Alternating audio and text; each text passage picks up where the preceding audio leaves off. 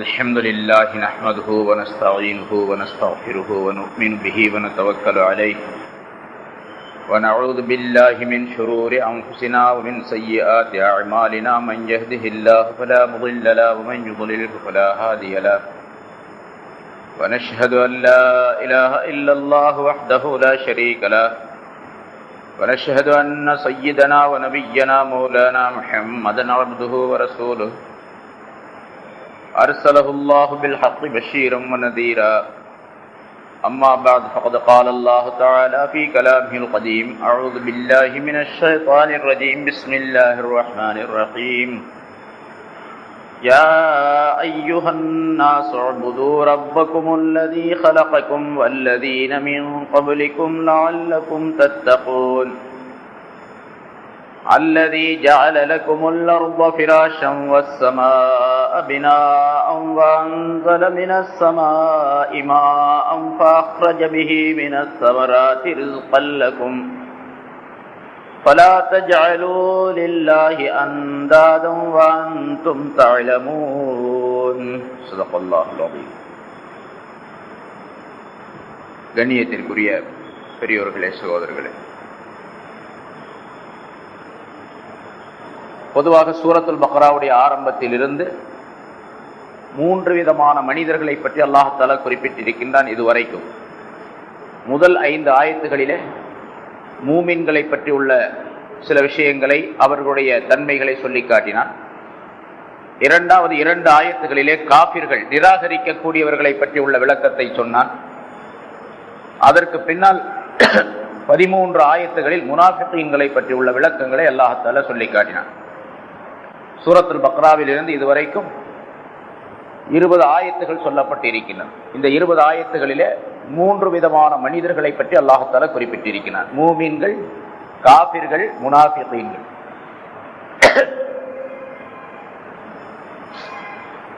ஆனால் மனிதர்கள் எப்படி வாழ வேண்டும், பொதுவாக மனிதர்கள் எப்படி இருக்க வேண்டும், அவர்களுடைய அசல் நிலை என்ன என்பது பற்றி உள்ள விளக்கத்தை அல்லாஹ் தஆலா இந்த ஆயத்தில் சொல்லி காட்டுகின்றான். யா அய்யுஹன் நாஸ், மனிதர்களே. மனிதர்களே என்று சொன்னால் எல்லா மனிதர்களையும், மூமின்கள் மட்டுமல்ல, உலகத்தில் இருக்கக்கூடிய அத்தனை மனிதர்களையும் அல்லாஹ் தஆலா அழைத்து சொல்லுகின்றான். மனிதர்களே, உஅ்புது ரப்பக்கும், உங்களுடைய ரப்பை நீங்கள் வணங்குங்கள். அல்லதி, அவன் எத்தகையவன் என்றால், ஹலகக்கும், உங்களை அவன்தான் படைத்தான். வல்லதீன மின் கபலிக்கும், உங்களுக்கு முன்னுண்டானவர்களையும் அவன்தான் படைத்தான். அப்படிப்பட்ட உங்களுடைய ரப்பை நீங்கள் வணங்குங்கள். லஅல்லக்கும் தத்தகூன், நீங்கள் பக்தியாளர்களாக ஆகிவிடலாம் என்பதாக அல்லாஹ் தஆலா சொல்லுகின்றார். இந்த ஆயத்தில் அல்லாஹ் தஆலா சிறிய ஆயத்து, ஆனால் அல்லாஹ் தஆலா தன்னுடைய குத்ரத்தையும் இந்த மனித சமுதாயத்தை படைத்ததனுடைய நோக்கத்தையும், மனித சமுதாயம் படைக்கப்பட்ட நோக்கத்தின் காரணமாக அவர்கள் எதை செய்ய வேண்டும் என்பதையும், அந்த நோக்கத்தை செய்து முடித்தால் அவர்களுக்கு என்ன பலன்கள் கிடைக்கும் என்பதையும் அல்லாஹ் தஆலா குறிப்பிடுகின்றார். இங்கே மனிதர்களே என்று சொல்லுவது பொதுப்படையாக உலக மக்கள் அனைவரையும் அழைத்து அல்லாஹ் சொல்லுகின்றான். ஆனால் குறிப்பாக முன்னால் 3 வகையான மனிதர்களை பற்றி அல்லாஹ் தஆலா குறிப்பிட்டிருக்கின்றான். இப்ப சொன்னவன் மூமின்கள், காபிர்கள், முனாஃபிகீன்கள். இந்த 3 வகையான மனிதர்களை கூப்பிட்டு அல்லாஹ் தஆலா சொல்லும் பொழுது, உஅ்புது ரப்பக்கும், உங்களுடைய ரப்பை வணங்குங்கள் என்பதாக சொன்னால், சொல்லும் பொழுது இந்த வணங்குங்கள் என்பதற்கு பல அர்த்தங்கள் சொல்லப்பட்டிருக்கின்றன. உஅ்புது என்று சொன்னால் வணங்குங்கள் அப்படின்னு அர்த்தம். அதுக்கு இபாதத் என்ற வேர் சொல்லில் இருந்து அது பிறந்தது, வந்தது. உஅ்புது என்பது வினை சொல்லின் பன்மை. உஅ்புது, நீங்கள் வணங்குங்கள். வணங்குங்கள் என்று சொன்னால் உங்களுடைய ரப்பை ஒருவன் என்பதாக ஏற்றுக்கொள்ளுங்கள் அப்படின்னு கருத்து. ஒரே ஒருவன் தான், வணக்கத்திற்கு தகுதியானவன் ஒருவன் தான். அவனை நீங்கள் ஒருமைப்படுத்த வேண்டும். அவன் அல்லாத வேறு எல்லா தெய்வங்களையும் புறக்கணிக்க வேண்டும். தெய்வம் எதுவும் கிடையாது என்பதாக நம்பிக்கை கொண்டு செயல்படுத்த வேண்டும். அதனால்தான் உஅ்புது ரப்பக்கும் என்பதற்கு முஃபஸ்ஸிரீன்கள் விளக்கம் சொல்லும் பொழுது, வஹ்ஷிது ரப்பக்கும், உங்களுடைய ரப்பை நீங்கள் ஒருவன் என்பதாக ஒப்புக்கொள்ளுங்கள் என்பதாக இப்னு அப்பாஸ் ரலியல்லாஹு தஆலா அன்ஹு போன்றவர்கள் அர்த்தம் செய்திருக்கின்றார்கள். இப்னு அப்பாஸ் ரலியல்லாஹு தஆலா அன்ஹு சொல்லக்கூடிய மற்றொரு கருத்தும், எந்த குர்ஆனிலே எந்தெந்த இடத்தில் இபாதத் என்ற வார்த்தையில் உள்ள வார்த்தைகள் வருகின்றன, இபாதத் என்ற வேர்ச்சொல்லிலிருந்து வரக்கூடிய வார்த்தைகள், இபாதத்து அதாவது வணங்குங்கள் அல்லது வணங்குதல், வணங்கினார்கள் அப்படிங்கிற அந்த இபாதத் என்ற வார்த்தையிலிருந்து வந்தா அதனுடைய அர்த்தமே தௌஹீத் என்ற அர்த்தம் தான். அல்லாஹுவை ஒருமைப்படுத்துதல், அவனை ஒருவன் என்பதாக ஏற்றுக்கொள்ளுதல், செயல்படுத்துதல் என்ற கருத்தில் தான் இபாதத் என்ற வார்த்தையை அல்லாஹ் தஆலா குறிப்பிடுகின்றான் என்பதாக இப்னு அப்பாஸ் ரலியல்லாஹு தஆலா அவர்கள் விளக்கம் சொல்லுகின்றார். பிறகு பொதுவாக இங்கே மனிதர்களே என்று கூப்பிட்டதிலிருந்து காபிர்களை பற்றி அல்லாஹ் தஆலா சொன்னான். இப்ப மனிதர்களே, அன்னாஸ் என்று சொன்னால் மனிதர்கள், அந்த மனிதர்களுக்குள்ளே எல்லா சாரார்களும் வந்து விடுகின்றார்கள். அப்படியானால் இதுக்கு என்ன அர்த்தம் செய்யலாம்? யா ஐயுஹல் லதீன கஃபரு, காஃபிரானவர்களே, உஅ்புது ரப்பக்கும் வலா துஷ்ரிகு பிஹி, உங்களுடைய ரப்பை ஒருவன் என்பதாக ஏற்றுக்கொண்டு நீங்கள் வணக்கம் செய்யுங்கள், அவனுக்கு எந்த பொருளையும் இணை வைக்காதீர்கள். அதே போன்று யா ஐயுஹன் நாஸ், மனிதர்களே என்பதற்கு யா ஐயுஹல் லதீன நாஃபகு, நயவஞ்சகத்தனம் உடையவர்களே, முனாஃபிகீன்களே, அஹ்லிசு இபாதத்தக்கும் வ ஈமானக்கும், உங்களுடைய இபாதத்தையும் உங்களுடைய ஈமானையும் நீங்கள் பரிசுத்தமாக ஆக்கிக் கொள்ளுங்கள், தூய்மையானதாக ஆக்கிக் கொள்ளுங்கள், நீங்கள் கலப்படம் செய்யாதீர்கள். முஸ்லிம்களிடத்தில் வந்தால் நாங்கள் உங்களோடு தான் இருக்கின்றோம் என்பதாக சொல்லுவதும், காபிர்களிடத்தில் சென்றால் நாங்கள் உங்களோடு தான் இருக்கின்றோம் என்பதாக இரட்டை வேடம் போடுவது இருக்கின்றதே, அதை நீங்கள் செய்யாதீர்கள், நயவஞ்சகத்தனம் செய்யாதீர்கள். நீங்கள் அல்லாஹுக்கு வழிபடக்கூடிய விஷயத்தில், அல்லாஹுவை ஒருவன் என்று ஏற்றுக்கொள்ளக்கூடிய விஷயத்திலே பரிசுத்தமான தன்மை உடையவர்களாக இருங்கள், ஒரே கொள்கை உடையவர்களாக இருங்கள் என்ற அர்த்தமும் உண்டு. அதே போன்று யா அய்யுஹல்லதீன ஃபஸகு, யா அய்யுஹன் நாஸ் என்று கூப்பிடும் பொழுது பாவம் செய்யக்கூடியவர்களே, யார் ஈமான் கொண்ட பின்னாலும் பாவங்களிலே ஈடுபட்டு கொண்டிருக்கக்கூடியவர்களே, உத்ருக்கு ஃபிஸ்கக்கும் உஅ்புது ரப்பக்கும் என்று சொன்னால் உங்களுடைய ரப்பை வணங்குங்கள்னா உங்களுடைய பாவங்களை நீங்கள் விட்டு விடுங்கள், நீங்கள் செய்யக்கூடிய பாவமான காரியங்களை விட்டு விடுங்கள். அதே போன்று யா அய்யுஹன் நாஸ் என்பதற்கு யா அய்யுஹல்லதீன ஆமனு என்று அர்த்தம் வச்சுக்கலாம். ஈமான் கொண்டவர்களே, எல்லாரும் அதுக்குள்ள வந்துடுறாங்க, அந்த மனிதர்கள் என்பதற்குள்ள. மனிதர்களே என்று சொன்னால் ஈமான் கொண்டவர்களே, உஸ்புது ஃபீ ஈமானிக்கும் வ இபாதத்திக்கும், உங்களுடைய ஈமானில் நீங்கள் தரிபாடாக இருங்கள், நிலைப்பாடாக இருங்கள், அதிலிருந்து தடுமாறி பிறண்டு விடாதீர்கள் என்ற அர்த்தமும் கொள்ளலாம். ஏனென்றால் அல்லாஹ் தஆலா வேறொரு இடத்திலே சொல்லுகின்றான், யா அய்யுஹல்லதீன ஆமனு ஆமினு பில்லாஹி வ ரசூலி, ஈமான் கொண்டவர்களே நீங்கள் அல்லாஹ்வை கொண்டும் ரசூலை கொண்டும் ஈமான் கொள்ளுங்கள் அப்படிங்கிறான். ஒரு ஈமான் கொண்டவர்கள் கூப்பிடுறது ஈமான் கொண்டுதான் இருக்கிறாங்க அவங்க. அவங்கள போய் என்ன சொல்றான், நீங்கள் ஈமான் கொள்ளுங்கள் அப்படின்னு சொன்னா, ஈமான் கொண்டவர்களே நீங்கள் ஈமான் கொள்ளுங்கள் அப்படின்னு சொல்றான் அல்லாஹ் தஆலா குர்ஆன்ல.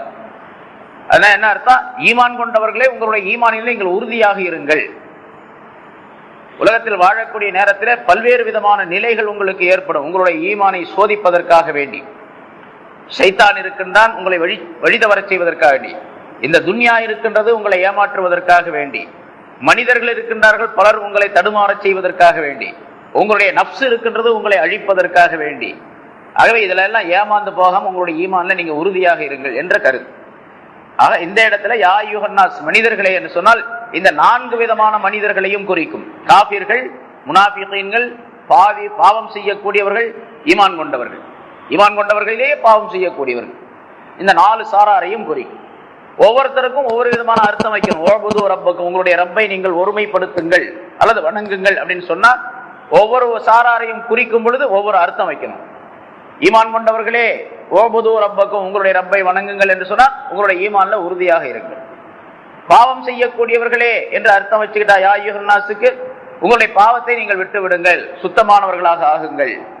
முனாஃபிகீன்களே என்று வைத்துக் கொண்டால் உங்களுடைய நிஃபாக்தனத்தை நீங்கள் விட்டு விடுங்கள், உங்களுடைய இபாதத் ஈமானிலே நீங்கள் பரிசுத்தமானவர்களாக தூய்மையானவர்களாக இருங்கள். காபிர்களே என்று வைத்துக் கொண்டால் உங்களுடைய குஃப்ரை நீங்கள் விட்டுவிட்டு, ஷிர்கை நீங்கள் விட்டுவிட்டு, அல்லாஹ்வுக்கு இணை வைக்காமல் அல்லாஹ்வை வணங்கக்கூடிய தன்மைக்கு நீங்கள் வாருங்கள் என்று அதற்கு அர்த்தம்.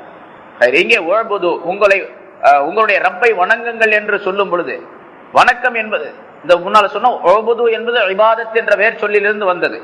இபாதத் என்று சொன்னால் என்ன அர்த்தம்? நம்ம சாதாரணமா இபாதத்னா வணக்கம்னு சொல்றோம் தமிழ்ல சொல்லும் போது, அது உருதுலயும் இபாதத்துன்னு தான் சொல்றோம் வணக்கம் அப்படின்னு சொல்லிட்டு. இந்த வணங்குதல்ங்கிறது அல்லாஹ் தஆலாவுக்கு கட்டுப்படுதல். அதற்கு விளக்கம் சொல்லும் பொழுது காயத்து தஸல்லுல், அல்லாஹ்வுக்கு பணிந்து நடப்பதிலே எவ்வளவு உச்சகட்டமான நிலையை அடைய முடியுமோ அதற்கு பேர் இபாதத் என்று சொல்லுவது. பணிந்து நடப்பதிலே உச்சகட்டத்தை அடைவது அப்படிங்கிற அர்த்தம். அல்லாஹ் இப்ப கையை கட்டி அல்லாஹ் அக்பர் தக்பீர் கட்டி நிக்கிறோம் அப்படின்னு சொன்னா, நான் உன்னுடைய அடிமை என்பதை முதலாவதாக விண்ணப்பித்து, அல்லாஹ் தாலாவுடைய அடிமை என்பதாக நாம் விண்ணப்பித்துக் கொண்டு இக்ரார் செய்து அல்லாஹ்வுடைய சன்னிதானத்தில் கை கட்டி நிற்கின்றோம் தொழுகைக்காக வேண்டி.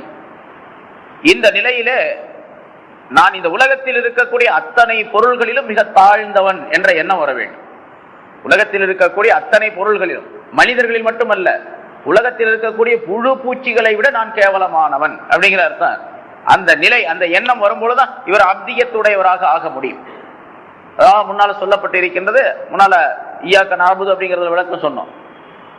அந்த வணக்கம் அப்படிங்கிறதுக்கு அது இபாதத் என்பதிலிருந்து வந்தது.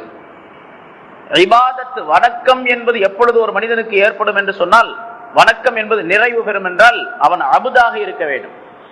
அபுது இபாது எல்லாம் ஒரே வகையை சேர்ந்த வார்த்தைகள். அப்து என்று சொன்னால் அடிமை என்பதாக பொருள். அடிமை அடிமைத்தனம் உடையவனாக இருக்க வேண்டும். அப்து அப்தியத்துடையவனாக இருக்க வேண்டும். நான் ஒரு அப்து, நான் அப்தியத்துடையவனாக இருக்க வேண்டும். ஒரு கடையில ஒரு வேலைக்காரர் இருக்கிறார், ஒரு முதலாளிகிட்ட. அது முதலாளி இவர் சொல்றாரு, நான் இந்த முதலாளிக்கு வேலைக்காரன், முதலாளியுடைய அடிமை அப்படின்னு சொல்றாரு. முதலாளிக்கு வேலைக்காரனா இருக்கு. வேலைக்கார தன்மை உடையவனாக இருக்கணும். இவர் வேலைக்காரன் மட்டும் அப்படி சொல்லிக்கிறாரு. ஆனா வேலைக்கார தன்மைகள் எதுவும் அவரிடத்துல இல்லை. அதாவது சொன்ன வேலையை செய்யறது இல்லை. எஜமான் சொன்ன வேலையை செய்யறது இல்லை. எஜமான் முதலாளி சொன்ன வேலையை செய்தான் தான் வேலைக்கார தன்மை அவரிடத்தில் வருகின்றது அப்படிங்கிற அர்த்தம் இருக்குதுன்னு அர்த்தம். நான் வேலைக்காரன் அப்படின்னு மட்டும் சொல்லிக்கிறார், ஆனால் வேலையை செய்யறதில்லை என்று சொன்னால் இவர் வேலைக்கார தன்மை உடையவராக ஆக முடியாது. இப்ப அபுது அப்படின்னு சொன்னா நான் அடிமை, அடிமைத்தனம் உடையவராக இருக்க வேண்டும், அப்தியத்துடையவராக இருக்க வேண்டும். அப்தியத்து இல்லை என்று சொன்னால் அப்துக்கு எந்த விதமான பலனும் கிடையாது. சரி, இந்த அப்து அதாவது அப்தியத்துடையவனாக இருப்பதற்கு வழிதான் இபாதத்து, வணக்கம் செய்தல் அப்படிங்கிறது. வணக்கம் செய்தல் அப்படின்னு சொன்னா அல்லாஹ் தஆலா எந்தெந்த கட்டளைகளை சொல்லி இருக்கின்றானோ அதை அனைத்தையும் அப்படியே முழுமையாக செய்து விடுவது.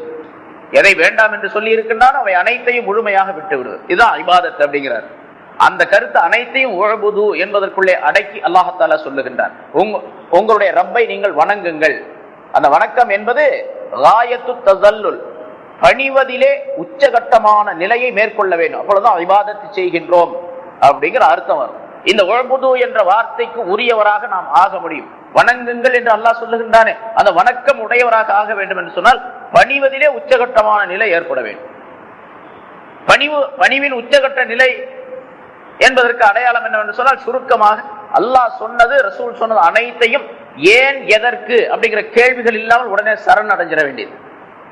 அல்லாஹ் சொல்லி இருக்கிறான், ரசூல் சொல்லி இருக்கிறான் அப்படின்னு சொன்னா அது ஏன் சொன்னா, இது ஏன் செய்யணும் அப்படிங்கிறத கேள்வியெல்லாம் வரக்கூடாது. உடனடியாக சரணடைந்து விட வேண்டும். அதான் தஸல்லுல், பணிவதிலே உச்சகட்டமாக இருப்பது. நம்ம அறிவு முதிர்ந்த காலத்துல, இப்ப விஞ்ஞான காலத்துல பல மனிதர்கள், குறிப்பாக வாலிபர்களாக இருக்கக்கூடியவர்கள் நம்ம பார்க்கிறோம். ஒரு விஷயத்தை செய்யணும் அப்படின்னு சொன்னா அது ஏன் செய்யணும் அப்படின்னு கேட்பாங்க. ஏன் செய்யணும் அப்படின்னு சொல்லி, இதை செய்தால் இன்ன நன்மைகள் கிடைக்கும், இதை செய்தால் இன்ன தண்டனை கிடைக்கும் அப்படின்னு சொன்னா அது ஏன் அந்த தண்டனை வருது, அது ஏன் அந்த லாபம் வருது என்று கேட்டுக்கொண்டிருக்கக்கூடிய தன்மை. இது இபாதத்துக்கு அப்தியத்தாக இருப்பதற்கு மாற்றமான நிலை. அப்துன்னு சொன்னா ஏன் எதுக்குன்னு கேட்கக்கூடாது. ஒரு எஜமான், ரொம்ப சக்தி வாய்ந்த எஜமான், எல்லா பவரும் அந்த எஜமான இடத்துல இருக்கின்றது. அந்த எஜமான இடத்துல ஒரு வேலைக்காரன் இருக்கின்றார். அந்த வேலைக்காரனத்துல ஒரு உத்தரவு போடுறார் முதலாளி. அந்த உத்தரவு அவருடைய அறிவுக்கு பொருத்தமாவே இல்லை. அவன் எஜமான் சொல்லக்கூடிய வேலை இந்த வேலைக்காரனுடைய அறிவுக்கு பொருத்தமானதாகவே இல்லை. என்ன இதை போய் செய்ய சொல்றாரு அப்படின்னு நினைக்கிறான். ஆனா எஜமானுடைய அந்த மகத்துவம், அவருடைய கண்ணியம், அவருடைய அந்தஸ்து இருக்கின்றதே, அதை நினைச்சு இவர் அந்த வேலைக்காரன் போய் எஜமா ஏன் இப்படி செய்ய சொல்றீங்க அப்படின்னு கேட்க முடியாது. உலகத்தில் நம்ம பார்க்கணும், கொஞ்சம் பெரிய அந்தஸ்து உள்ள ஆளா இருந்தா சொன்னதை செஞ்சிட வேண்டியதுதான். ஏன் எதுக்கு அப்படின்லாம் கேட்கறதெல்லாம் கேள்வி எல்லாம் கிடையாதுங்க. அப்படி கேட்டா உடனே வெளியே தள்ளிடுவான். அல்லாஹ் தஆலா எப்படிப்பட்டவன்? மாலிக்குல் முலூக், அரசர்களுக்கெல்லாம் அரசர், எல்லா கண்ணியவான்களுக்கும் கண்ணியவான், எல்லா அதிகாரிகளுக்கும் அதிகாரி. அவருடைய அதிகாரத்தை விட வேறு யாருக்கும் எந்த அதிகாரமும் கிடையாது. அப்படிப்பட்ட எஜமானாகி அல்லாஹ் தஆலா சொல்லும் பொழுது ஏன் எதுக்கு அப்படின்னு கேட்டுக்கிட்டு இருந்தா அப்ப இபாதத்து வராதுங்க. எனவே உஅபுது நீங்கள் வணங்குங்கள் என்று சொன்னால் அந்த வணக்கம் என்பது சரணடைதல். அல்லாஹ் சொன்னதை ஏன் எதற்கு என்ற கேள்விகள் இல்லாம உடனடியாக அதை ஒப்புக்கொள்ள வேண்டும். அது நமக்கு அறிவுக்கு பிடிச்சாலும் சரி பிடிக்காட்டியும் சரி, அதை பத்தி பிரச்சனை இல்லை. சரி, இங்க அடுத்து சொல்லுகின்றான். சரி, ஏன் வணக்கம் செய்ய சொல்றான் தெரியுங்களா? அவன் உங்களுடைய ரப்பை வணங்குங்கள் அப்படின்னு சொல்றான். இங்க உஅபுதுல்லாஹ, வேற இடத்துல உஅபுதுல்லாஹ்னு சொல்றான், அல்லாஹ்வை வணங்குங்கள் அப்படின்ட்டு. இந்த இடத்துல சொல்லும் பொழுது ஆரம்ப கட்டமாக அல்லாஹ் தஆலா உங்களுடைய ரப்பை வணங்குங்கள் என்று சொல்லுகின்றான். இந்த ரப்புங்கிறதுக்கு முதல்ல ரப்பில் ஆலமீன் அப்படிங்கிற வார்த்தைக்கு விளக்கம் சொல்லப்பட்டிருக்கு. அந்த இடத்துல அல்ஹம்துலில்லாஹி ரப்பில் ஆலமீன் சொல்லும்போது விளக்கம் சொல்லி இருக்கிறோம். ரப் என்று சொன்னால் படிப்படியாக கொஞ்சம் கொஞ்சமாக வளர்த்து வரக்கூடியவன், பரிபாலித்து வரக்கூடியவன். ரப்பு அப்படிங்கிறதுக்கு படைத்து காத்து பரிபாலித்து ரட்சித்து வளர்க்கக்கூடியவன் அப்படிங்கிற அர்த்தம். ஒரே வார்த்தையில அர்த்தம் சொல்ல முடியாது. ஒரு வார்த்தையில அர்த்தம் சொல்றதா இருந்தா இப்படி சொல்றோம், உங்களுடைய ரப்பை வணங்குங்கள் அப்படின்னு அரபியிலே சொல்லிட வேண்டியதுதான். ரப்பை ரப்புன்னே சொல்லிட வேண்டியது. தமிழ்ல அர்த்தம் செய்யறதா இருந்தா இப்படித்தான் ஒரு 2-3 வார்த்தை சேர்த்து தான் அர்த்தம் செய்ய முடியும். படைத்து காத்து பரிபாலித்து ரட்சித்து வளர்ப்பவன் அப்படின்னு சொல்லலாம். ஒரு 4-5 அர்த்தத்தை செய்யணும். ஏன்னு கேட்டா படைப்பது மட்டுமல்ல ரப்புக்கு அர்த்தம். சரி, படைக்கிறது பின்னா படைச்ச பின்னால வளர்க்கிறான், அத அந்த படைப்புகளை வளர்க்கின்றான், அப்புறம் காப்பாற்றுகின்றான். முன்னால சொல்றார் படைத்தல் காத்தல் அழித்தல், இந்த 3 செயல்களும் ஒரே ஆளுக்கு உரியதுதான். அதான் அவன் தான் அல்லாஹ். மற்ற மதத்தார்கள் இந்துக்கள் சொல்லுவதை போன்று படைக்கிறதுக்கு ஒரு தெய்வம், காப்பதற்கு ஒரு தெய்வம், அழிப்பதற்கு ஒரு தெய்வம், இப்படி 3 தொழில்கள் 3 விதமான தெய்வங்களுக்கு உண்டு. ஒரே தெய்வத்துக்கு எல்லா விதமான சக்தியும் கிடையாது என்று இந்துக்களுடைய நம்பிக்கை. அப்படி நமக்கு நம்பிக்கை கிடையாது. இப்ப ரப்பு என்று சொல்லும் பொழுதே முத்தொழிலுக்கும் உரியவன் அவன். படைப்பவனும் அவன் தான், காப்பவனும் அவன் தான், அழிப்பவனும் அவன் தான். படைத்து காத்து பிறகு ரட்சிப்பது.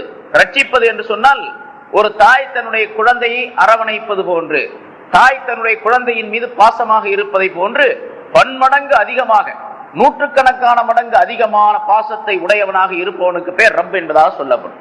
பிறகு அல்லாஹ் தஆலா மற்றொரு கருத்தை தெரியப்படுத்துகிறான். அவன் எப்படிப்பட்டவன், அந்த ரப்பு எப்படிப்பட்டவன் தெரியுமா? அல்லதி ஹலகக்கும், அவன் உங்களை படைத்தான். அவன் தான் உங்களை படைச்சான். இந்த படைத்தான் அப்படிங்கிறதுக்குள்ள அல்லாஹ் தஆலா ஹலக, படைத்தான் அப்படிங்கிறதுக்குள்ள தன்னுடைய படைப்பின் சிபத்தை, ஹாலிகியத்துடைய சிபத்தை அல்லாஹ் தஆலா முழுமைப்படுத்தி சொல்லி காட்டுகின்றான். அல்லாஹ் தஆலா எப்படியெல்லாம் உங்களை படைத்திருக்கின்றான் தெரியுமா என்று உலக மக்களுக்கு மத்தியில் அவன் வினாவெடுப்பதை போன்று, கேள்வி கேட்பதை போன்று, அதற்கு பதில் சொல்லுவதை போன்று அமைந்திருக்கின்றது. உங்களை அவன் தான் படைத்தான் என்று சொல்லும் பொழுது அல்லாஹ் தஆலாவுடைய படைப்பு இருக்கின்றதே, அல்லாஹ் படைத்த முறை, மனிதனை படைத்த முறை இருக்கின்றதே, அது ரொம்ப அற்புதமானது. படைப்பின் ஆரம்பமும் அற்புதம், படைத்த நிலையும் அற்புதம். பிறகு அவனை வளர்க்கக்கூடிய, அவன் பிறந்த பிறகு இந்த உலகத்திற்கு வந்த பிறகு அவனை பராமரிப்பதனுடைய தன்மையும் ரொம்ப அற்புதமானது. மனிதனை அல்லாஹ் தஆலா ஆரம்பத்துல எதுவுமே இல்லாமல் இருந்து படைத்தான். ஹலக அப்படின்னு சொன்னா படைத்தான் சொன்னா முன்மாதிரி எதுவும் இல்லாமல் படைப்பு. முன்மாதிரி எதுவுமே இல்லாமல் படைப்பதற்கு பெயர் படைத்தவனுக்கு பெயர் அவன் படைத்தான் என்பதாக, காலிக் என்பதாக சொல்லப்படும். அல்லாஹ் தஆலா ஆதம் அலைஹிஸ்ஸலாத்தை படைத்தான். அதுக்கு முதல்ல மலக்குகளை படைத்தான், அதுக்கு முதல்ல ஜின்களை படைத்தான் என்றெல்லாம் சொல்லப்பட்டு இருக்கின்றது. இவங்களுக்கெல்லாம் யாராவது ஒரு மாடல், முன்மாதிரி ஒன்றை வைத்துக் கொண்டு படைச்சானா? அது கிடையாது. மனிதன் ஒரு பொருளை உண்டாக்க வேண்டும் என்று சொன்னா அதுக்கு ஒரு முன்மாதிரி இருக்கணும். அதை பார்த்து அதே மாதிரி வரைஞ்சிருவான், செஞ்சிருவான் மனிதன். ஆனா அல்லாஹ் தஆலா எதுவும் இல்லாமல், எந்த முன்மாதிரியும் இல்லாமல், யாரும் அவனுக்கு சொல்லிக் கொடுக்காமல் தானே உண்டாக்கக்கூடியவன். இப்ப மனிதனை படைத்தான் சொன்னா முன்னால ஒரு மாதிரி எல்லாம் கிடையாது. அதை பார்த்து அல்லாஹ் தஆலா படைத்தான் என்பதற்கு, அது இல்லாமலே அல்லாஹ் தஆலா தன்னுடைய பரிபூர்ணமான அறிவை கொண்டு மனிதனை படைத்திருக்கின்றார். சரி, அப்படி படைக்கக்கூடிய நேரத்தில் அல்லாஹ் தஆலா இவ்வளவு பெரிய அற்புதமான ஒரு மனிதனை இந்த உலகத்திலே படைக்கக்கூடிய நேரத்தில் ஆரம்ப கட்டமாக எதுவுமே இல்லாத மிக அற்பமான பொருளின் மூலமாக அதை உற்பத்தி செய்திருக்கின்றார். அது இன்னும் பெரிய ஆச்சரியம். அது மண்ணின் மூலமாக மனிதனை படைத்தார். இந்த உலகத்தில் பூமியை, முன்னதாக பூமியை படைத்து விட்டார். பூமியிலிருந்து பல்வேறு பகுதியிலிருந்து மண்ணை கொண்டு வர சொல்லி அல்லாஹ் தஆலா அதை குழைத்து, அதிலிருந்து அந்த களிமண்ணிலிருந்து அல்லாஹ் தஆலா மனிதனை படைத்ததாக சொல்லுகின்றார். خلقல் இன்சான மின் தீன், களிமண்ணிலிருந்து மனிதனை படைத்தான் என்று ஒரு இடத்தில் சொல்லுகின்றான். மின் சல்சாலின் மின் ஹமஇம் மஸ்னூன் என்பதாக இன்னொரு இடத்தில் சொல்லுகின்றான். அந்த குழைத்து வைக்கப்பட்ட பின்னால் அது காஞ்சி போச்சு. மண்ணை குழைச்சு வச்சிடறோம், தண்ணியை ஊற்றி அதை அப்படியே போட்டுறோம், கொஞ்ச நாளைக்குன்னு சொன்னா காஞ்சி போயிடுது. காஞ்சி போன பின்னால அதை தட்டினால் ஓசை வரக்கூடிய, சத்தம் வரக்கூடிய மண்ணிலிருந்து நாம் படைத்தோம் அப்படின்னு ஒரு இடத்துல சொல்றோம். மின் சல்சாலின் மின் ஹமையின் மஸ்னூன், குழைத்து வைக்கப்பட்ட ஒரு களிமண். அந்த களிமண்ணை தட்டினால் ஓசை வரும், சப்தம் வருமே, அப்படிப்பட்ட மண்ணிலிருந்து மனிதனை நாம் படைத்தோம் என்று அல்லாஹ் தஆலா மற்றொரு இடத்திலே சொல்லுகின்றார். இன்னொரு இடத்துல மனிதனை படைத்ததனுடைய அந்த வரிசை கிரமத்தை அல்லாஹ் தஆலா சொல்லுகின்றான். முதலாவதாக மண்ணில் இருந்து படைத்தோம், பிறகு நுத்ஃபாவில் இருந்து படைத்தோம் என்று வரிசைப்படுத்தி அதனை சொல்லி காட்டுகின்றான். அவனை இந்த உலகத்திலே நாம் ஒரு மனிதனாக உற்பத்தி செய்தோம். தாயினுடைய கர்ப்பத்திலே, வயிற்றிலே அந்த குழந்தையாக இருந்த அந்த மனிதன் இருக்கக்கூடிய நேரத்திலே அது முதலாவதாக நுத்ஃபாவாக, விந்தாக இருந்தது. பிறகு அது ஒரு இரத்த கட்டியாக மாறியது. அதற்கு பிறகு அது சதை கட்டியாக மாறியது. அந்த சதை கட்டிக்கு நாம் எலும்பை அணிவித்தோம். பிறகு ஒரு முழுமை பெற்ற வடிவமாக அந்த உருவத்தை நாம் ஆக்கினோம். பிறகு இந்த உலகத்திலே நாம் கொண்டு வந்தோம். உலகத்திலே வாழச் செய்து குறிப்பிட்ட காலம் வரைக்கும் பிறகு நம்மளவிலேயே அந்த மனிதனை நாம் திருப்பிக் கொள்ளுகின்றோம்.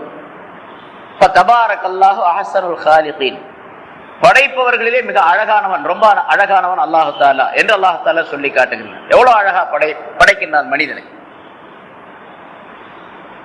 தாயினுடைய கர்ப்பத்திலே தந்தையினுடைய விந்து விழக்கூடிய அந்த அற்புதம் இருக்கின்றது. அது மனிதனுடைய அறிவு இன்னும் முழுமையாக அதனை கண்டுகொள்ளவில்லை. இன்னும் மனிதனுடைய அறிவு, எத்தனையோ ஆய்வுகள் செய்கின்றார்கள். மனிதன் எப்படி பிறக்கின்றான், குழந்தை எப்படி உருவாகின்றது அப்படிங்கிறத பத்தி ஏராளமான ஆய்வுகள், ஏராளமான விளக்கங்கள் சொல்லப்பட்டு இருக்கின்றன. பல பல்லாயிரக்கணக்கான பக்கங்கள் அது பற்றி எழுதப்பட்டு இருக்கின்றது. பல மொழிகளிலே பல ஆய்வு மருத்துவர்கள் அது பற்றி பல விஷயங்களை சொல்லி காட்டுகின்றார். ஆனால் இன்னும் முழுமையாக அந்த அல்லாஹ் தஆலாவுடைய அந்த குதிரத்தை, மனிதனை உற்பத்தி செய்து கொள்ளக்கூடிய அந்த குதிரத்தை கண்டுகொள்ள முடியவில்லை என்பதாக குறிப்பிடப்பட்டு இருக்கின்றது. ரசூலுல்லாஹி ஸல்லல்லாஹு அலைஹி வஸல்லம் அவர்கள் ஒரு குழந்தை ஆணாக பெண்ணாக எப்படி உருவாகின்றது என்பதை அந்த காலத்தில் உள்ள மக்களும் விளங்கிக் கொள்ளக்கூடிய அளவுக்கு சுருக்கமாக விளக்கத்தை சொல்லி காட்டி இருக்கின்றார்கள். முன்னால் சொல்லி இருக்கின்றேன் நினைக்கிறேன், வேற பல இடங்களில் தஃசீர்ல சொல்லப்பட்டு இருக்கின்றது. ஹஜ்ரத் அப்துல்லாஹ் இப்னு ஸலாம் ரலியல்லாஹு தஆலா அன்ஹு அவர்கள் யூத அறிஞர். அவர் இஸ்லாத்தை ஏற்றுக்கொள்ள வருகின்ற நேரத்திலே 3 கேள்விகளை ரசூலுல்லாஹி ஸல்லல்லாஹு அலைஹி வஸல்லம் அவர்களிடத்திலே கேட்கின்றார். அதிலே 3வது கேள்வி, முதல் கேள்வி, கியாமத் நாளுடைய அடையாளங்களிலே முதலாக ஏற்படுவது எது? சொர்க்கவாசிகள் முதலாக சாப்பிடக்கூடிய உணவு எது? தாயினுடைய கர்ப்பத்திலே ஒரு குழந்தை ஆணாக பெண்ணாக உருவாது எவ்வாறு அப்படின்னு 3 கேள்வியை கேட்கிறார். கேட்டுட்டு சொல்றாரு, இது ஒரு நபியை தவிர வேற யாரும் இதுக்கு பதில் சொல்ல முடியாது. அதனால இவர் நபியா அப்படிங்கிற சோதிக்கிறதுக்கு எனக்கு ஒரு சான்ஸ் கிடைச்சிருக்குது அப்படின்னு சொல்லிட்டு அப்துல்லா இப்னு ஸலாம் கேட்கிறாங்க. ரசூலுல்லாஹி ஸல்லல்லாஹு அலைஹி வஸல்லம் அடுத்த வினாடியே அதுக்கு பதில் சொல்லிடுறாங்க.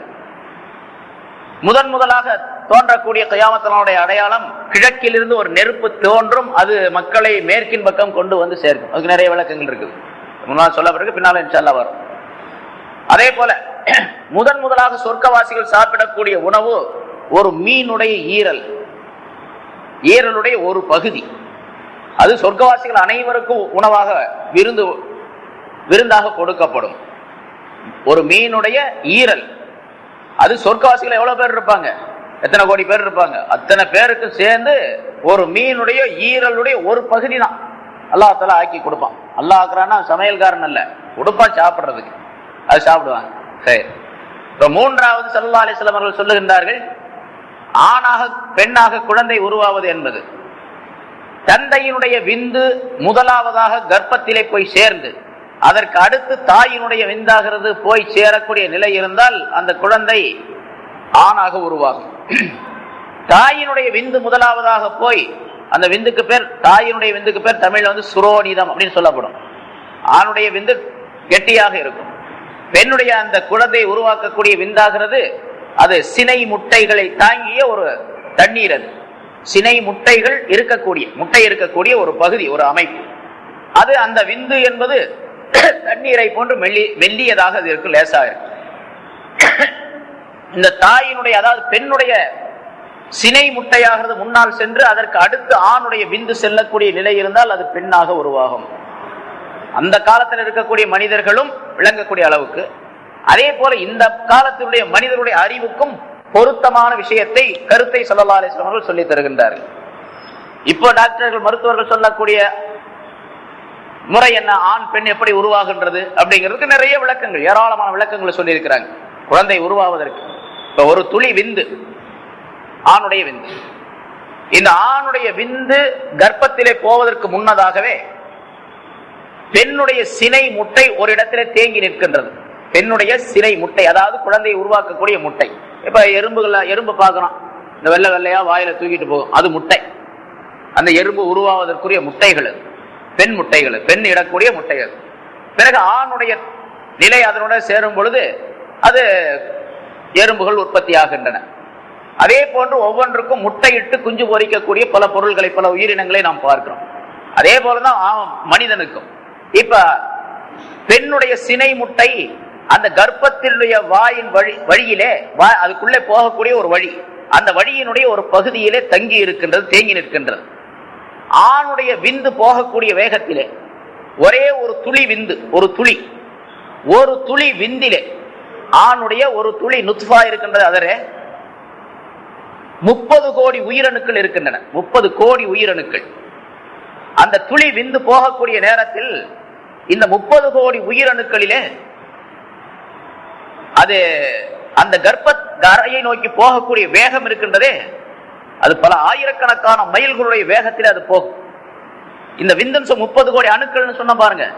ஒவ்வொரு அணுவும் மைக்ரோஸ்கோப் என்று சொல்லப்படக்கூடிய உருப்பெருக்கியின் மூலமாக நாம் அதை பெருக்கி பார்த்தால், அதை அதிகப்படுத்தி பார்த்தால், அந்த உயிர் அணுக்களுடைய அமைப்பு எப்படி இருக்கும் என்று சொன்னால், ஒரு தலை, அந்த தலையில நீட்டமா ஒரு வால் இருக்கிற மாதிரி தெரியும். அதாவது இந்த தவளையினுடைய ஆரம்ப கட்டம் ஒன்று இருக்குது பாருங்க, தலைப்பிரட்டை அப்படின்னு சொல்லுவாங்க. அதை தவளையினுடைய ஆரம்ப கட்டம் ஒன்று இருக்கும். நீங்க அந்த ஹவுஸ்கள் எல்லாம் கூட பார்க்கலாம். அது நீட்டமா இருக்கும். முன்னால் தலை மட்டும் மொத்தமா இருக்கு, நீர் வால் மாதிரி நீட்டமா இருக்கு, மீன் மாதிரி தெரியும். அதுக்கு பேர் தலை. அது தவளையினுடைய ஆரம்ப நிலை. அது குஞ்சு, தவளை குஞ்சு. அது மாதிரி இந்த விந்தில் இருக்கக்கூடிய அந்த அணுக்கள் இருக்கின்றன. அது ஒரு தலை இருக்கும் சின்னதா, அந்த தலையை போன்று 9 மடங்கு வால் நீட்டமா இருக்கும். தலையை போல 9 மடங்கு வால் நீட்டம். அது மாதிரி அணுக்கள் 30 கோடி அதுல இருக்குது, ஒரு சின்ன ஒரு துளி விந்துக்குள்ள. இந்த 30 கோடி அணுக்களும் அப்படி ஓட்டப்பந்தயம் போற மாதிரி அந்த விந்து உள்ள போனவன்னு வேகமா போறது. கிட்டத்தட்ட ஒரு 90-99% அணுக்கள் பின்னால தங்கிடுது. அதெல்லாம் வெளியே போயிடுது, அதனால போக முடியல. ஒரு சில அணுக்கள் மட்டும், ஒரு 10-12 அணுக்கள் மட்டும், அதுல 30 கோடியில 10-12 மட்டும் முன்னேறி அந்த சினை முட்டை இருக்குது பாருங்க, அது கிட்ட போக பார்க்குது. அந்த சினை முட்டை எங்க இருக்குது? கர்ப்பத்துக்கு போகக்கூடிய வழியில் அது உட்கார்ந்து இருக்குது. இந்த முட்டையை போய் அது சேர்ந்து அந்த முட்டையை இழுத்துக்கிட்டு அந்த இதுக்குள்ள போகணும், கர்ப்ப பைக்குள்ள போகணும். இப்ப அப்படி போகக்கூடிய வழியில இப்படி ஒரு 10-12 அந்த அணுக்கள் மட்டும் வேகமா போய் அதுல ஒரே ஒரு அணு மட்டும் முந்திடுது. ஏதாவது ஒரு அணு முந்திடுது. அந்த ஒரு அணு முந்திய அணு போகுது பாருங்க வேகமா, குதிரை பந்தயம் விட்ட மாதிரி.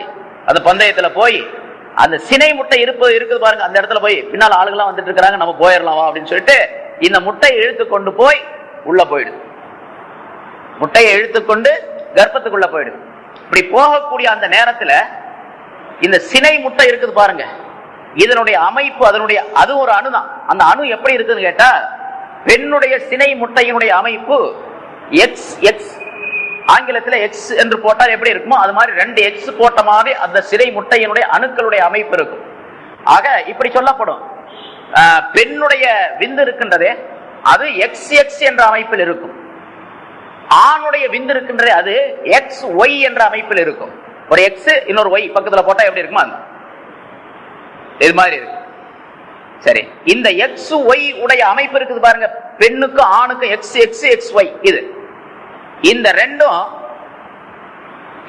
அமைப்புகளும் சேர்ந்து 46 பகுதிகளாக அமையப்பட்டிருக்கின்றன.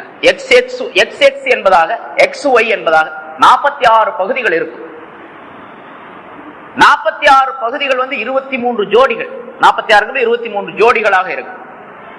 இந்த 23 ஜோடிகளும் அந்த ரெண்டு முதல்ல சொன்ன பாருங்க, சினை முட்டையும் இந்த விந்துவனுடைய ஒரே ஒரு அணு, இதிலிருந்து அதுக்குள்ள பல கோடிக்கணக்கான அணுக்களுடைய பகுதிகள் இருக்கின்றன.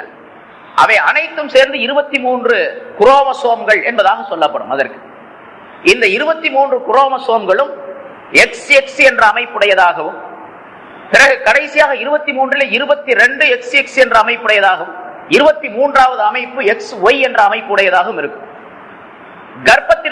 கர்ப்பத்தினுடைய வாயிலே நுழைந்து உள்ளே போகக்கூடிய நேரத்தில் இந்த X என்ற அமைப்பு முதலாவதாக போய், பிறகு XY என்ற அமைப்பாகிறது இரண்டாவதாக போய் விழக்கூடிய நிலை ஏற்பட்டால் அது முதலாவதாக அந்த நிலையிலே அது பெண் குழந்தையாக பிறக்கும். முதல்ல XY என்பது உள்ளே நுழைந்து அதற்கு அடுத்ததாக XX என்ற அமைப்புள்ள விந்து அந்த அணு உள்ளே போகுமேயானால் அங்கே ஆண் குழந்தை பிறக்கும். இதை ரசூலுல்லாஹி ஸல்லல்லாஹு அலைஹி வஸல்லம் எப்படி சொல்றாங்க பாருங்க. எல்லாருக்கும் வழங்குற மாதிரி சொன்னாங்க. இப்ப நான் சொல்றது கூட எத்தனை பேருக்கு வழங்கும் அப்படிங்கிறது தெரியாது. ஏன்னா இது விளக்குறதுக்கு கொஞ்சம் ஒரு போர்டு கேட்டு வச்சா வரைஞ்சு காட்டினா அது விளங்கும் கொஞ்சம் அதிகமா. இல்லைன்னு சொன்னா விளங்குறது கொஞ்சம் கஷ்டம். படிச்சவங்களா இருந்தா வழங்கும். இந்த குரோமோசோம் அப்படிங்கிறது என்ன அப்படிங்கிறது தெரிஞ்சிருந்தவங்களுக்கு வழங்கும். இல்லைன்னு சொன்னா விளங்குறது கஷ்டம். இப்பவே இப்படி இருந்தா ரசூலுல்லாஹி ஸல்லல்லாஹு அலைஹி வஸல்லம் காலத்துல அவங்களுக்கு பேரே உம்மீயீன்கள், படிக்காத எழுத படிக்க தெரியாதவங்க. அந்த ஜனங்களுக்கு பேரு, சஹாபாக்களுக்கு பேரே உம்மீயீன் என்பதாக சொல்லப்படும். ரசூலுல்லாஹி ஸல்லல்லாஹு அலைஹி வஸல்லம் அவர்களுக்கு பேரே உம்மி நபி அப்படின்னு பேர் இருக்கு, எழுத படிக்க தெரியாத நபி. ஆனா எல்லாரும் எழுதப்படுவதை கற்றுக்கொண்டது அவங்க மூலமாகத்தான். உலகத்துல மனிதர்கள் எழுத படிக்க கற்றுக்கொண்டதே ரசூலுல்லாஹி ஸல்லல்லாஹு அலைஹி வஸல்லம். ஆனா அந்த நபிக்கு ரசூலுல்லாஹி ஸல்லல்லாஹு அலைஹி வஸல்லம் இந்த உலகத்தினுடைய முறை படிக்க எழுத தெரியாது, படிக்க தெரியாது. ஏன்னா உலகத்துல ரசூலுல்லாஹி ஸல்லல்லாஹு அலைஹி வஸல்லம் அவர்களுக்கு யாரும் வாத்தியார் கிடையாது. ஸல்லல்லாஹு அலைஹி வஸல்லம் அவர்களுக்கு வாத்தியார் அல்லாஹ் தஆலா தான். அல்லாஹ்வை தவிர வேற யாரும் வாத்தியார் கிடையாது. அல்லாஹ் தஆலா சொல்லிக் கொடுத்த ஜிப்ரீல் அலைஹிஸ்ஸலாம் அவர்கள் மூலமாக கற்றுக்கொண்டார்கள் ஸல்லல்லாஹு அலைஹி வஸல்லம். அதனாலதான் இப்படி சொன்னாங்க, நீங்க எவ்வளவு பெரிய அறிவை எப்படி கற்றுக்கொண்டீர்கள், எங்களுக்கு மத்தியிலே பிறந்தீர்கள், எங்களுக்கு மத்தியிலே வளர்ந்தீர்கள், எங்களோடு தான் நீங்க இருக்கிறீங்க, ஆனா எங்களுக்கெல்லாம் தெரியாத இவ்வளவு பெரிய அறிவு உங்களுக்கு எப்படி வந்துச்சு அப்படின்னு அபூபக்கர் சித்திக் ரலியல்லாஹு தஆலா அன்ஹு கேட்ட நேரத்துல ஸல்லல்லாஹு அலைஹி வஸல்லம் எப்படி சொன்னார்கள், அத்தபனி ரப்பி ஃபஹஸன ததீபி, என்னுடைய ரப்பு எனக்கு இலக்கியத்தை சொல்லிக் கொடுத்தான், நான் ரொம்ப பெரிய இலக்கியவாதியாக ஆயிட்டேன் அப்படின்னு சொன்னாங்க.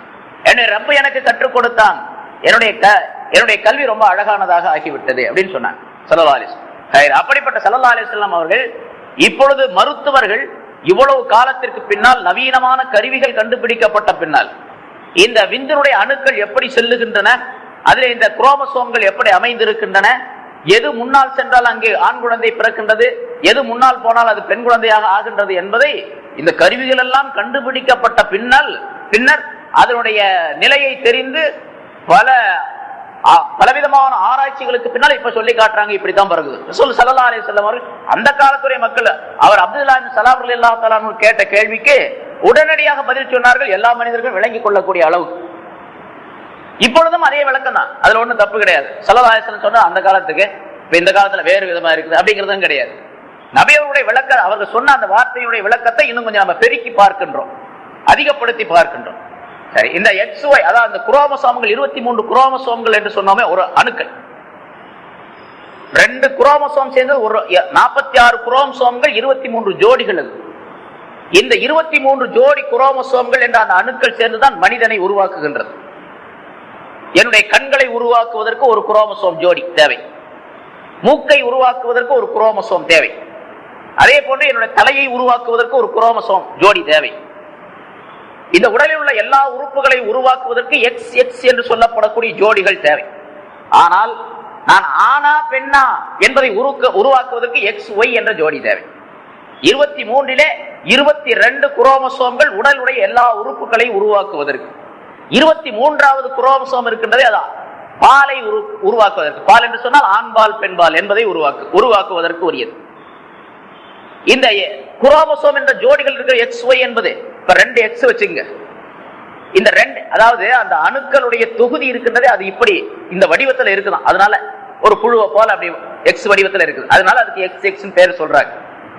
இந்த XX இருக்குது பாருங்க, இப்ப 2 கோடு போட்டா இந்த பக்கம் கிராஸ் ஒரு கோடு, இப்படி ஒரு கோடு போட்டா X ஆச்சு. இந்த Xங்கிற நம்ம இப்ப சொல்றது ஒரு அணுவுக்குள்ளே இருக்கக்கூடிய 23 குரோமோசோம்கள் விளங்குதா. ஒரு அணுங்கிறது எவ்வளவு பெருசு, நம்முடைய கண்களால் சாதாரணமாக காண முடியாது. நான் முன்னாலே சொல்லி இருக்கிறேன், ஒரு அந்த குண்டூசி இருக்குது பாருங்க, பேப்பர்ல குத்துறமை குண்டூசி, குண்டூசியினுடைய கொண்டையின் மீது, குண்டூசியினுடைய அந்த தலை இருக்கு பாருங்க, அதுக்கு அது சின்னது இத்திரோண்டு இருக்குது. குண்டூசியினுடைய தலையின் மீது 36 லட்சம் அணுக்களை வைக்கலாம். 36 லட்சம் அணுக்களை வைக்க முடியும் ஒரு குண்டூசியின் மீது. அப்படின்னா ஒரு அணு எவ்வளவு பெருசு இருக்கு? அந்த ஒரு அணுவுக்குள்ள இருப்பது 23 குரோமோஸ் ஜோடிகள். குரோமோசோம் 46 குரோமோசோம்கள், 23 ஜோடிகள். சரி, அந்த 23 ஜோடிகள் XX என்ற அமைப்புடையது என்று சொன்னோம். இந்த XX என்ற 2 கோடு இருக்கு பாருங்க, இந்த கோட்டுக்குள்ளே பல தொகுதிகள் இருக்கின்றன. பல தொகுதிகள் இருக்கின்றன. பல தொகுதிகள் அப்படின்னு சொன்னா அதுக்கு எப்படி DNA தொகுதி அப்படின்னு சொல்லுவாங்க. மனிதனுடைய உடலுடைய உறுப்புகளை உண்டாக்கக்கூடிய அற்புதமான நிலை உடைய நூல் ஏணியை போன்று இருக்கக்கூடிய ஒரு அமைப்பு அது. அதுலதான் மனிதனுடைய உறுப்புகள் அனைத்தும் உருவாக்கப்படுகின்றன. அந்த தொகுதி இருக்குது பாருங்க, XX என்பதுல இப்ப எக்ஸ்னா இப்படி ஒரு கோடு, இப்படி ஒரு கோடு இருக்கும். இந்த கோட்ல கொஞ்சம் செதஞ்சிருச்சுன்னு வச்சுங்க, ஏதாச்சும் ஒரு இது உடஞ்சிருச்சு அந்த இடத்துல அப்படின்னு சொன்னா அது எந்த உறுப்பை உருவாக்குவதற்கான அல்லாஹ் நியமனம் செய்திருக்கின்றானோ அந்த உறுப்புல பழுது ஏற்பட்டு போயிடும். இப்ப உதாரணமா 2X சேர்ந்து தலையை உருவாக்குகின்றது அப்படின்னு வச்சுக்கிட்டோம் சொன்னா, அந்த 2X தலையை உருவாக்கக்கூடிய 2Xல ஒரு Xல பாதி கால் உடஞ்சு போச்சு. இந்த ரேகாலி மாதிரி இப்படி இருக்குதுங்க, இந்த ஒரு பகுதி மட்டும் உடஞ்சிருக்குன்னு வச்சுங்க அந்த இடத்துல. இப்ப தலையில ஒரு பகுதி கோணலா இருக்கு, சில பேருக்கு வாய் கோணலா இருக்கு, சில பேருக்கு மூக்கு தப்பையா இருக்குது, சில பேருக்கு பல் இல்லாம இருக்கு, சில பேருக்கு உதடு கிழிஞ்சு இருக்குது, காது இல்லாம இருக்குது, தலையில முடி இல்லாம இருக்குது, அல்லது பல் இல்லாம இருக்குது, வாய் ஆண் திறந்துகிட்டு இருக்குது. இப்படி எல்லாம் குழந்தைகள் பிறக்குது. அது காரணம் என்ன கேட்டா தலையை உருவாக்கக்கூடிய அந்த குரோமோசோம்கள் பழுதுபட்டு இருக்கின்றது அப்படின்னு அர்த்தம். அதே மாதிரி மனிதனுடைய உடல்கள் அத்தனையும் உருவாக்குவதற்கு இந்த 22 குரோமோசோம்கள், அதுல ஏதாச்சும் பழுது இருந்துச்சு, உடல்ல பழுது ஏற்பட்டு அந்த உறுப்புல பழுது ஏற்பட்டு போயிடும், குறை ஏற்பட்டு போயிடும். 23வது குரோமோசோம் தான் ஆனா பெண்ணா என்பதை உருவாக்குவது. அதுதான் XY என்ற அமைப்பில் இருப்பது. XYயும் சேர்ந்தால் அது முன்னதாக முந்திவிட்டால் அது ஆணாக உருவாகும். XX என்பதை முந்திவிட்டால் அது பெண்ணாக உருவாகும். இதை இப்ப மருத்துவர்கள் சொல்றாங்க. ஸல்லல்லாஹு அலைஹி வஸல்லம் அவர்கள் சுருக்கமாக அதை சொல்லிக்கார். இப்ப அல்லாஹ் தஆலா இங்க எதுக்காக சொல்றான்னு கேட்டா, இதெல்லாம் நமக்கு இந்த ஆராய்ச்சியெல்லாம் தேவையில்லை. அல்லாஹ் மனிதனை எப்படி படைக்கிறான், எவ்வளவு அற்புதமா படைக்கிறான் பாருங்க. எவ்வளவு பெரிய வேலைகளை அல்லாஹ் தஆலா மிக சாதாரணமா நடத்திக்கிட்டு இருக்கிறான். நம்ம பாட்டு கல்யாணம் பண்ணி ஆணும் பெண்ணும் ஒன்னா சேர்ந்துடுறாங்க, அங்க குழந்தை வந்துருது. அந்த குழந்தையை உருவாக்குறதுங்கிறது எவ்வளவு பெரிய விஷயங்கள், எவ்வளவு பெரிய ஃபேக்டரி உடைய வேலைகள் அங்கே நடந்து கொண்டு இருக்கின்றன. மனிதன் அதை பத்தி சிந்திக்கிறதே கிடையாது, எந்த சிந்தனையும் கிடையாது. நம்ம பாட்டுக்கு நம்ம வேலையை பார்த்துக்கிட்டே இருக்கிறோம். மனிதனுடைய உடலுக்குள்ளே, ஒரு பெண்ணுடைய உடலுக்குள்ளே அல்லாஹ் தஆலா வயிற்றுக்குள்ளே குழந்தையை உருவாக்குவதற்கு பல்லாயிரக்கணக்கான வேலைகள், பல கோடிக்கணக்கான வேலைகளை அல்லாஹ் தஆலா நிகழ்த்தி கொண்டே இருக்கின்றான். எவ்வளவு பெரிய ஆற்றல் உள்ளவன் அல்லாஹ் தஆலா, எவ்வளவு பெரிய அறிவு உள்ளவன் அவன். அதான் ஹலகக்கும், உங்களை படைத்தானே அப்படிப்பட்ட ரப் அப்படின்னு சொல்றான். ரப்பக்கும் உள்ளதி ஹலகக்கும், உங்களை படைத்தானே அப்படிப்பட்ட ரப்பை, உங்களுடைய ரப்பை நீங்கள் வணங்குங்கள், அவனை ஒருவன் என்பதாக ஏற்றுக்கொள்ளுங்கள் என்பதாக சொல்லுங்கள். சரி, படைச்ச பிறகும் பாருங்க மனிதனுடைய உடலுக்குள்ள எத்தனை பெரிய அதிசயமான நிலை. மனிதனுடைய உடல் இந்த உலகத்தினுடைய அத்தனை சாரங்களையும் தாங்கியதாக, அத்தனை கருத்துக்களும் அமைந்ததாக, உலகத்தில் இருக்கக்கூடிய ஆலம் என்ற இந்த பிரபஞ்சத்தில் இருக்கக்கூடிய எல்லா பொருள்களுடைய அம்சங்களும் கொண்டதாக அல்லாஹ் தஆலா மனிதனுடைய உடலை அமைத்து வைத்திருக்கின்றான். எல்லா பொருள்களும் அதில் இருக்கின்றன.